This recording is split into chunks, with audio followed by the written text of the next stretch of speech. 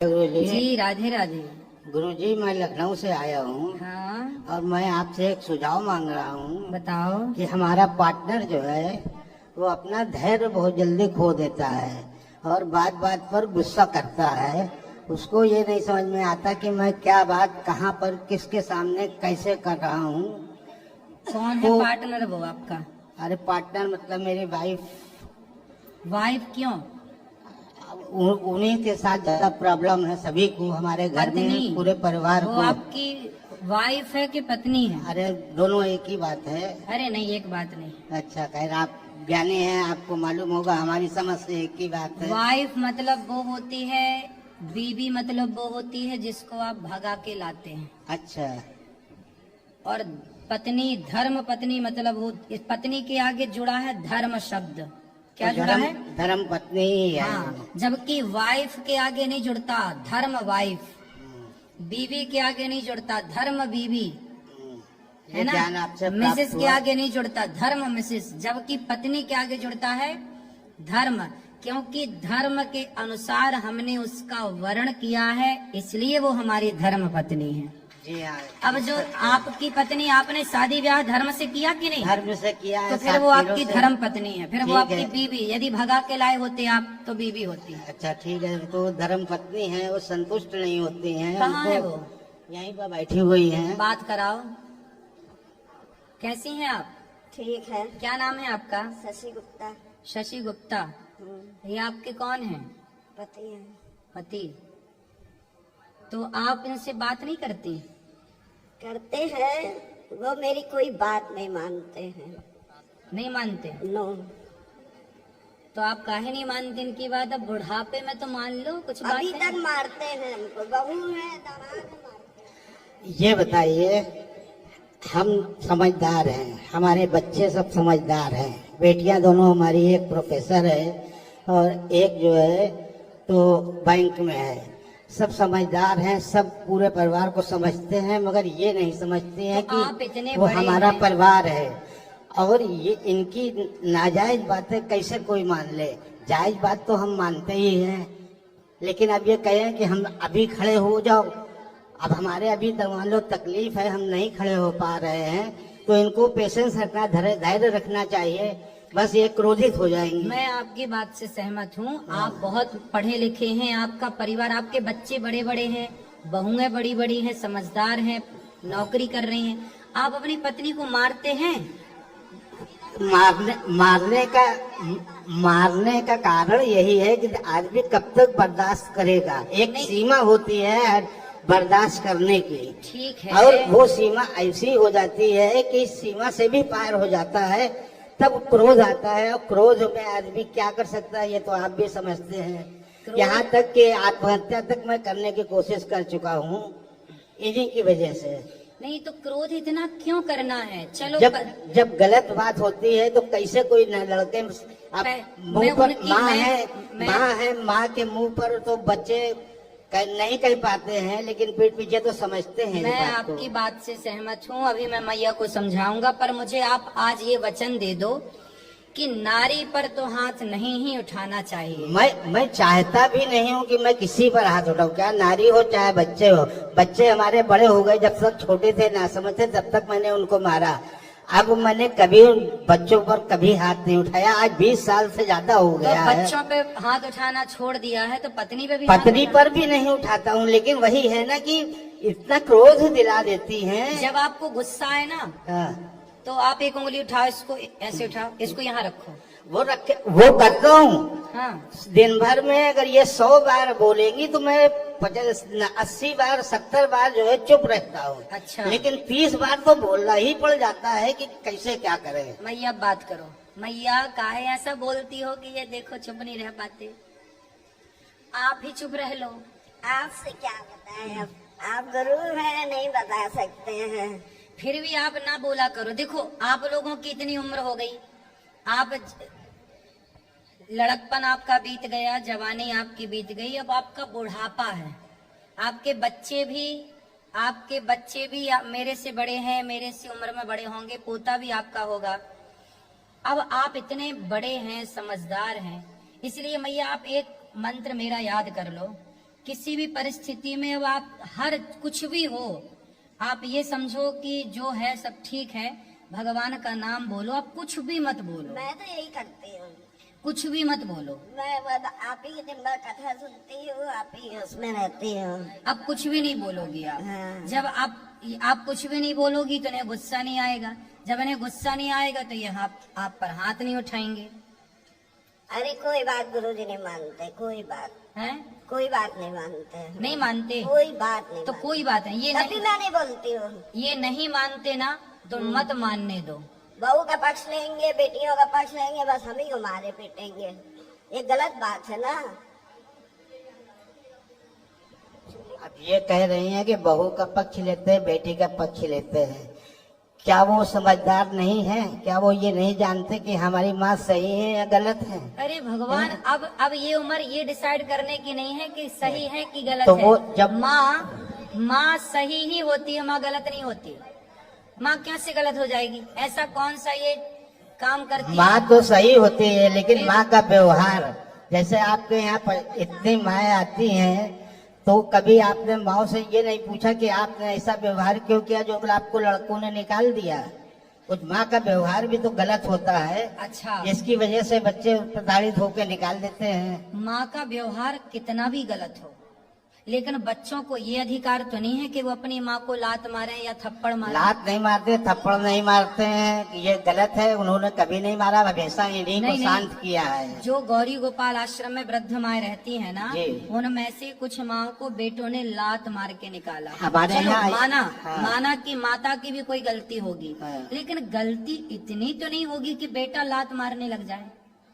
लात नहीं चलो, मारता है, ये नहीं, गलत। मैं इनकी बात नहीं कर रहा हूँ, हाँ। मैंने तो केवल एक उदाहरण दिया जी कि कितनी भी गलती हो, हाँ कितनी भी गलती हो माँ की, आप बाप हो ना, जी आप कितनी भी गलती करो, लेकिन बेटे का ये अधिकार नहीं है कि वो आपके गाल पे थप्पड़ मारे। अरे तो कुछ समय पहले तक बच्चों को इन्होंने ऐसा भड़का रखा था कि वो हम पर हाथ उठाने तक को तैयार थे, लेकिन अब वो समझदार हो गए, वो समझ गए कि पिताजी हमारे सही है, माताजी गलत है, इसलिए वो हमारा साथ देते हैं। ये उम्र यहाँ ध्यान लगाने की नहीं है जहाँ आप मन लगा रहे हैं कि इन्होंने भड़काया, कि बेटे ने भड़काया। ये सब गलत फहमी आपने घुसा रखी है दिमाग में, ये केवल गलत फहमी है। इसीलिए तो आपसे सुझाव मांगा कि मैं क्या करूं। हाँ, अब हम जो बता रहे हैं वो करोगे जी। आप पत्नी से और पुत्र से दोनों से मन हटाओ और अपना मन केवल भगवान के चरणों में लगाओ। अपना भला चाहते हैं तो, लेकिन जिम्मेदारी जो कुछ होती अब है, कोई जिम्मेदारी नहीं है, बच्चे तो संभाल रहे हैं ना। आपकी क्या जिम्मेदारी? आप आज मर जाओ तो आपके बिना कोई काम रुकेगा आपके घर का? पहले ये बताओ। काम तो कोई नहीं रुकेगा, लेकिन एक पिता जब तक जिंदा होता है वो अपने बच्चों के प्रति जिम्मेदारी तो महसूस करता है। गृहस्थाश्रम कितने साल का है ये बताओ? गृहस्थाश्रम तो 30 साल का है।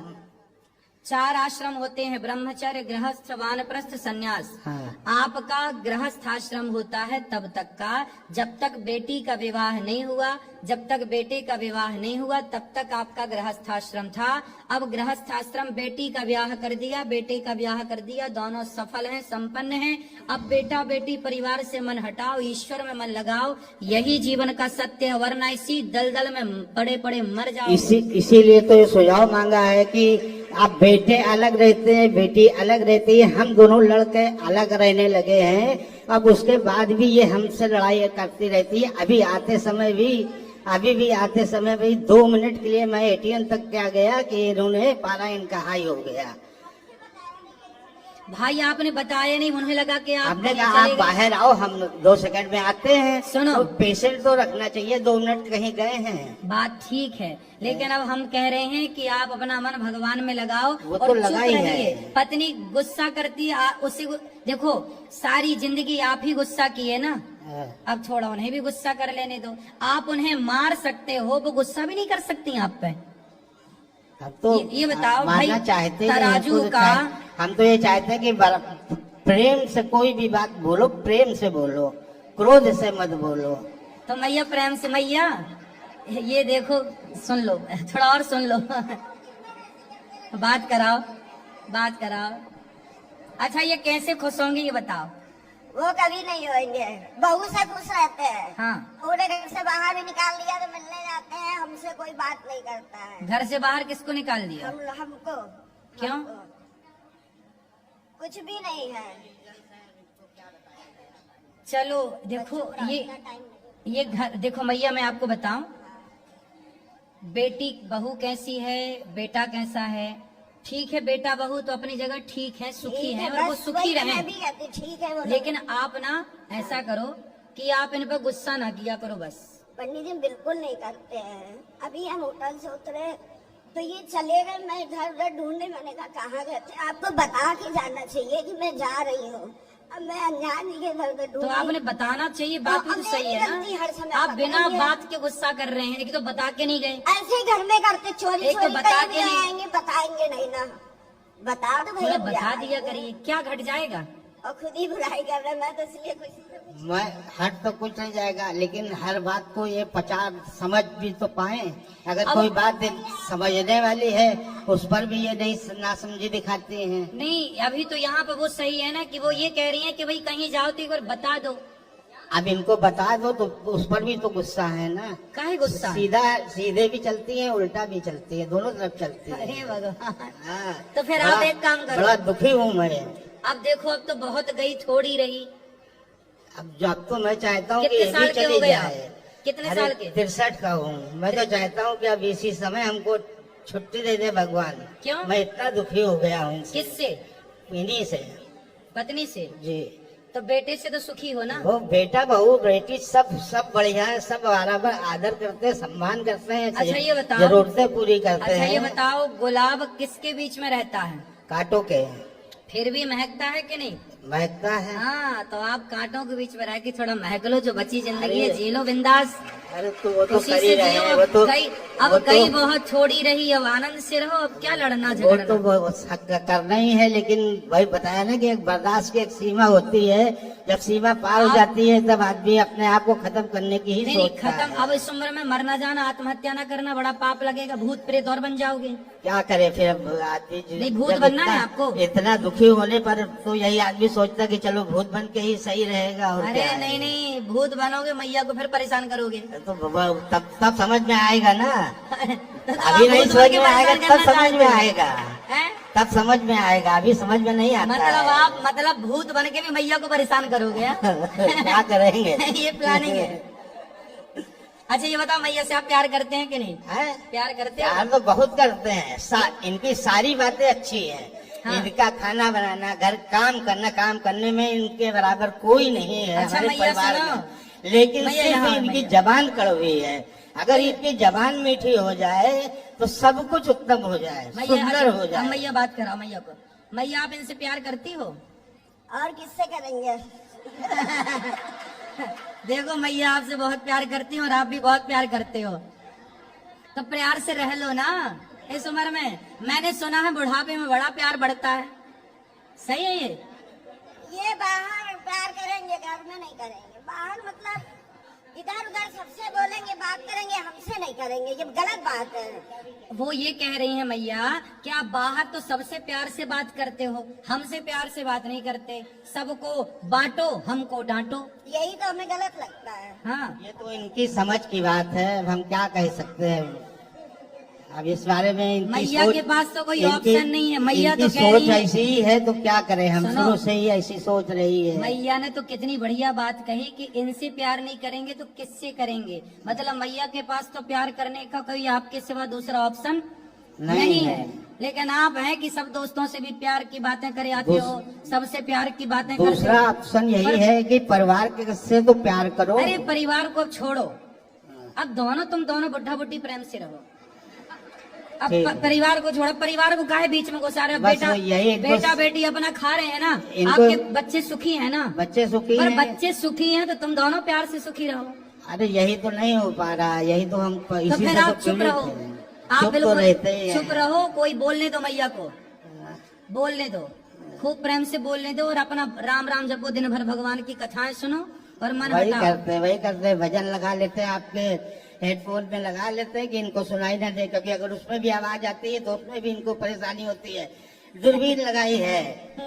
अब हम कान में 2 हेडफोन लगाए, आपका भजन सुन रहे हैं। हाँ। उसमें भी तकलीफ है कि दिन भर हेडफोन लगाए सुना करते हैं, दिन भर दूरबीन लगाए सुना करते हैं, अरे दिन तो भर उनको टीवी देखा करते हैं। उनको लगता है ये, उनको ये ना लगने लगे ना कि पड़ोसन से बात कर रहे हो अंदर अंदर, यही शक है शायद, है? शायद यही शक है। तो फिर उनको ओपन में सुना करो ना, शक क्यों बढ़ाना किसी ओपन में सुनने कहाँ देती है। चल फिर वही लड़ाई वाली बात आ जाती है। समस्या तो यही है कि वही लड़ाई आ जाती है, फिर वो कटु वचन बोलेंगी, फिर हमको क्रोध आएगा, फिर हमको कुछ कहना पड़ेगा, बर्दाश्त से बाहर होती है तो मार पड़ती है। अब उसमें हम पापी हो जाते हैं। अब हमें बताओ कि हम क्या करें। अब आप हमें सुझाव दें, बस ये करें। हम सुझाव दे रहे हैं कि चुप रहो, बस ठीक है। यही सुझाव सबसे